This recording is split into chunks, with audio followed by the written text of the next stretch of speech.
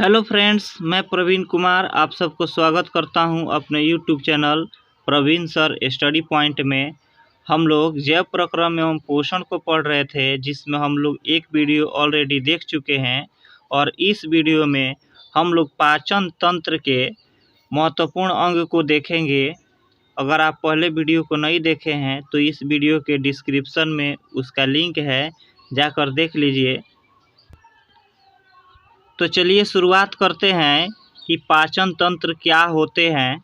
तो आइए देखते हैं दोस्तों, मनुष्य तथा सभी उच्च श्रेणी के जंतुओं में भोजन के पाचन के लिए विशेष अंग होते हैं, जो आहार नाल कहलाता है। मनुष्य तथा सभी उच्च श्रेणी के जंतुओं में भोजन के पाचन के लिए विशेष अंग होते हैं, जिसे हम लोग आहार नाल कहते हैं। आहार नाल में कुछ पाचक ग्रंथियां होती है, जो भोजन के पाचन के लिए पाचक रस का स्राव करती हैं, जिससे भोजन का क्या होता है, तो भोजन का पाचन होता है।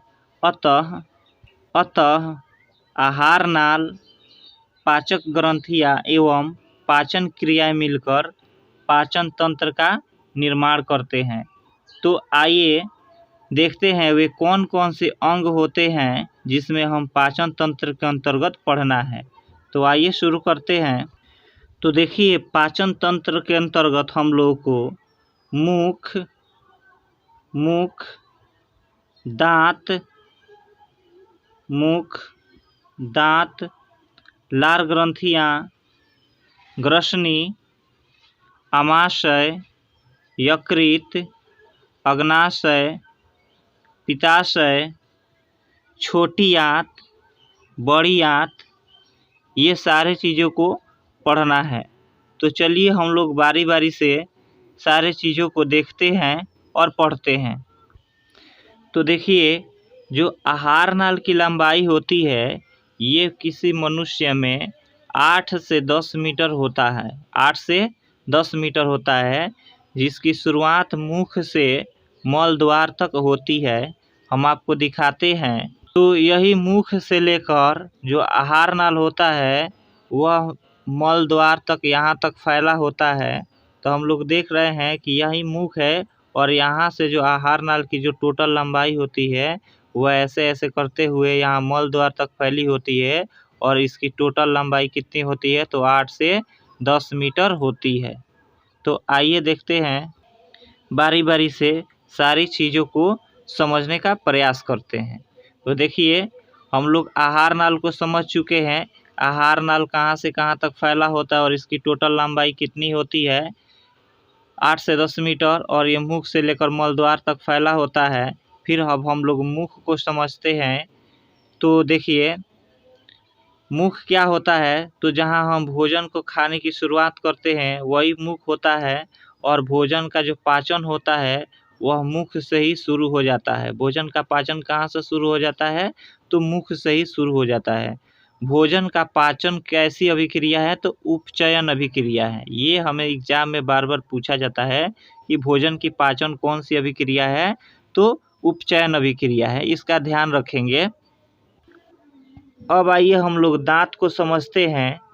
तो किसी भी मनुष्य के जो दांत होते हैं, वो कितने प्रकार के होते हैं, तो 4 प्रकार के होते हैं। देखते हैं कौन कौन से 4 प्रकार हैं। जैसे आपको यहाँ दिखाई दे रहा है, ये एक होता है हमारा इंसाइजर, दूसरा कैनाइन, तीसरा प्रीमूलर, और चौथा होता है मूलर। तो यही 4 प्रकार के दांत होते हैं।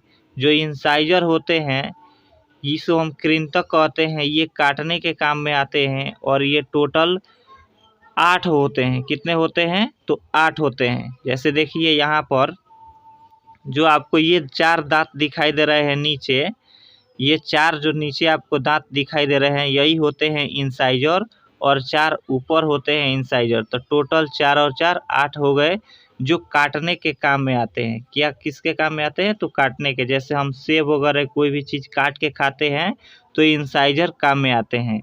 इसके बाद जो ये कैनाइन दिखाई दे रहा है, ये कैनाइन जिसको हम लोग रदनक कहते हैं, ये चिड़ने के काम में आते हैं, और इसकी संख्या 4 होती है। जैसे आपको दिखा दें, तो कैनाइन यहाँ पर ये दांत जो नुकीला इधर और इधर निकला हुआ रहता है, नीचे 2 और ऊपर 2, यही होता है कैनाइन, जिसको हम लोग भेदक भी कहते हैं। और ये चीरने फाड़ने के काम में आता है, चीरने फाड़ने के काम में आता है। तो इसकी संख्या कितनी हो गई? तो 4 हो गई। अब हम लोग देखते हैं प्रीमूलर के बारे में। तो प्रीमूलर जो होते हैं, जिसको हम लोग अग्रचौर्णक कहते हैं, जो चबाने के काम में आते हैं, और इसकी संख्या कितनी होती है? तो 8 होती है। जो कैनाइन के ठीक जस्ट पीछे पाए जाते हैं प्रीमूलर, इसकी संख्या कितनी होती है? तो 8 होती है। कोई भी चीज़ खाते हैं तो ये चबाने के काम में आते हैं। जैसे आपको इधर दांत दिखाई दे रहे हैं, ये वाला 2 और 2 4 और 2 6 और 2 8, तो टोटल गए 8। अब इसके बाद हम लोग मूलर को देखते हैं। तो मूलर की संख्या कितनी होती है? तो 12 होती है, जिसमें नीचे दोनों तरफ मिला के 3 और 3 6 होते हैं, और फिर ऊपर टोटल 6 होते हैं। जो प्रीमूलर ये भी चबाने के काम में आते हैं, और इनकी भी जो संख्या होती है वो टोटल कितनी होती है? तो 12 होती है। तो दोस्तों इस प्रकार देखें तो टोटल दांतों की संख्या 8 4 12, 12 8 20 और 12 32। टोटल दांतों की संख्या कितनी हो जाती है? तो 32। अगर कहें तो किसी मनुष्य के पूरे जीवन काल में 32 नहीं 52 दांत जमते हैं, जिसमें 20 जो होते हैं वो दूधा के दांत होते हैं, और 32 जो होते हैं वो दूधे के दांत टूटने के बाद जो अस्थाई दांत होते हैं वो 32 दांत होते हैं। अब आइए दोस्तों हम लोग आगे बढ़ते हैं और आगे की चीज़ों को समझते हैं।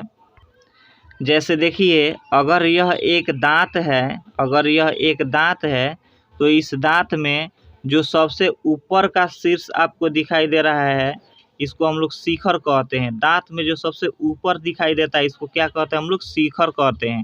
और जो दांत का नीचे वाला भाग होता है, इसको हम लोग जड़ कहते हैं। क्या कहते हैं दोस्तों? तो जड़ कहा जाता है। और जो दांत का बीच वाला पोर्शन होता है, इसको ग्रीवा या गर्दन कहा जाता है। क्या कहा जाता है दोस्तों? तो ग्रीवा या गर्दन कहा जाता है। अब देखिए, जो दांत के सबसे ऊपर चमकीला जो सतह आपको दिखाई देता है, जो पूरा चमकता है, एकदम चमकीला आपको सतह दिखाई देता है, इसको हम लोग एनामेल कहते हैं। क्या कहते हैं दोस्तों? एनामेल। दांत के सबसे ऊपर परत चढ़ा होता है, इसको हम लोग एनामेल कहते हैं। और ये सबसे कठोर पदार्थ होता है, हमारे शरीर का सबसे कठोर यही एनामेल होता है, जो दांत के ऊपर चमकीला होता है।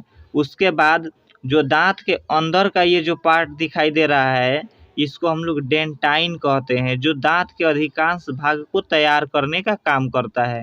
तो ये क्या होता है? तो डेंटाइन होता है। तो आइए दोस्तों आगे बढ़ते हैं, हम लोग और चीज़ों को देखते हैं। जैसे आपको हम बताएं कि दांत का जो सबसे बाहरी परत होता है, इसको हम लोग एनामेल कहते हैं, और ये सबसे कठोर होता है। ठीक है, ये शरीर का सबसे कठोर भाग होता है। ठीक है दोस्तों, दांत का आंतरिक भाग जिसको हम लोग डेंटाइन कहते हैं, और ये दांत के अधिकांश भाग को क्या करता है? तो तैयार करने का काम करता है। अब देखिए, जो दांत क्षतिग्रस्त होते हैं, उन क्षतिग्रस्त दांतों के होने का क्या कारण है? तो उसमें फ्लोरीन का बढ़ना है। क्या है? तो फ्लोरीन का बढ़ना। इसी के कारण क्या होता है कि हमारे दांत जो होते हैं वो क्षतिग्रस्त हो जाते हैं। ठीक है दोस्तों, अब हम लोग बढ़ते हैं और आगे जीभ के बारे में देखते हैं। तो जीभ के ऊपर छोटे छोटे अंकुर होते हैं, जिसे स्वाद कलिया कहा जाता है। जीभ के ठीक ऊपर आप देखते हैं कि छोटे छोटे अंकुर दिखाई देते हैं, जिसे क्या कहा जाता है? तो स्वाद कलिया कहा जाता है। और इसी स्वाद कलियों की सहायता से हम लोग किसी भी पदार्थ को चख कर बताते हैं कि इसका स्वाद जो है कैसा है, खट्टा है, मीठा है, कड़वा है या नमकीन है। इसी स्वाद कलियों की सहायता से क्या होता है? तो पता चलता है। अब जैसे देख लीजिए, यह मान लीजिए कि एक जीभ आपको दिखाई दे रहा है, तो इस जीभ में अगर देखा जाए तो जो सबसे मीठा जो चीज़ हम खाते हैं तो सबसे मीठा जो स्वाद का जो पता चलता है वो कहाँ से पता चलता है, तो आगे वाले पोर्शन से पता चलता है। ऐसे पता चलने के लिए जीभ के बीच बीच वाले पार्ट से भी पता चलेगा, लेकिन सबसे ज़्यादा जो स्वाद का पता चलेगा मीठा का वो कहाँ से चलता है, तो आगे वाले पार्ट से चलता है। फिर कड़वा का जो सबसे पीछे पता चलता है, कड़वा का सबसे पीछे पता चलता है कि ये कड़वा है। फिर उसके बाद जो खट्टा होता है ये यहाँ से पता चलता है कि कोई पदार्थ खट्टा है, और नमकीन का फिर यहाँ से पता चलता है कि कोई नमकीन है। तो इसको हम लोग कैसे याद करेंगे, तो देखिए दोस्तों, अगर याद करने का हम ट्रिक देखें तो हम ऐसे कह सकते हैं कि क ख, ठीक है। दो ऐसे करेंगे तो कड़वा और खट्टा का पता चल गया कि कड़वा का स्वाद का पता जीभ के सबसे पिछले पोर्शन से, और खट्टा का ठीक उसके तुरंत आगे वाला से पता चलता है खट्टा के स्वाद का, ठीक है। उसके बाद मीठा याद कर लीजिए कि मीठा सबसे आगे होता है, मीठा सबसे आगे, और बाकी जो बचा वो क्या हो गया, तो नमकीन हो गया। तो जीभ के प्रत्येक भाग में अलग अलग स्थान पर अलग अलग स्वाद का पता चलता है, ठीक है दोस्तों।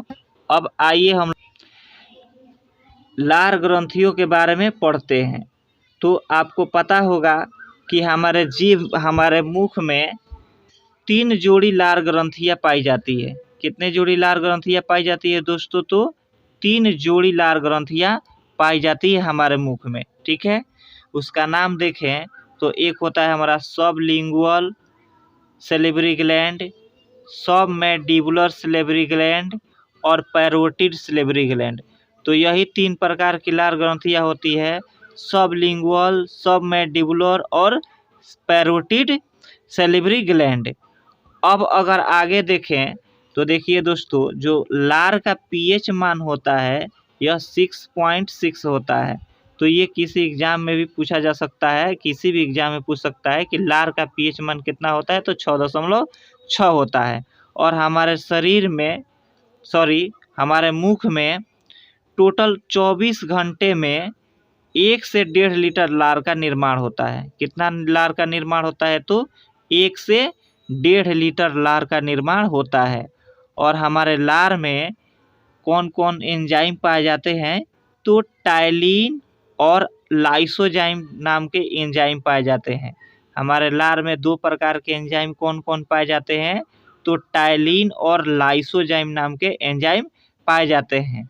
और एक स्टार्च होता है जिसका नाम क्या है, माल्टोज। क्या नाम है, तो माल्टोज। तो हमेशा ध्यान रखेंगे कि लार का पीएच मान कितना, तो 6.6।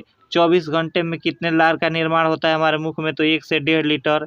कौन से एंजाइम पाए जाते हैं, तो टाइलिन और लाइसोजाइम नाम के एंजाइम पाए जाते हैं। और कौन सा स्टार्च होता है, तो माल्टोज स्टार्च पाया जाता है। तो आज का सेशन हम लोग यहीं पर समाप्त करते हैं और मिलते हैं अगले वीडियो में एक नेक्स्ट पार्ट के साथ, जिसमें हम लोग पाचन तंत्र के और प्रमुख अंग को पढ़ेंगे। हम उम्मीद करते हैं कि हमारा वीडियो आपको बहुत ही अच्छा लगा होगा। तो आप हमारे वीडियो को लाइक कीजिए और चैनल को सब्सक्राइब कर लीजिए, ताकि कोई भी वीडियो हम डालें तो उसका नोटिफिकेशन सबसे पहले आपके पास पहुंचे।